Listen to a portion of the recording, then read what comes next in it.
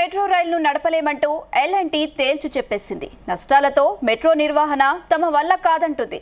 ఈ మేరకు కేంద్రానికి ఎల్&టీ ఓ లేఖ రాసింది. ఈ ప్రాజెక్టును కేంద్రం లేదా రాష్ట్ర ప్రభుత్వానికి అప్పగించేందుకు తమకు ఎలాంటి అభ్యంతరం లేదని స్పష్టం చేసింది. ఒకవేళ మెట్రో నిర్వహణ కోసం స్పెషల్ పర్పస్ వెహికల్ ఎస్పీవీని ఏర్పాటు చేసి అప్పగించాలని సూచించినా కూడా సిద్ధంగా ఉన్నట్లు చెప్పింది. వరుస నష్టాలు, పెండింగ్ బకాయిల దృష్ట్యా రైళ్లను నడపడం కష్టంగా ఉన్నట్లు ఇటీవల కేంద్ర గృహ నిర్మాణ, పట్టణ వ్యవహారాల మంత్రిత్వ శాఖకు లేఖ రాసింది.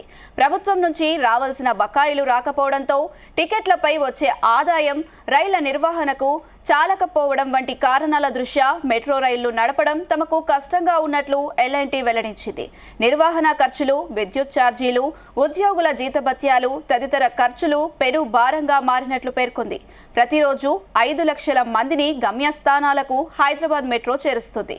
యాడ్స్, లీజుల ద్వారా అదనపు ఆదాయం వస్తున్నా భారం తప్పడం లేదని ఎల్&టీ స్పష్టం చేసింది.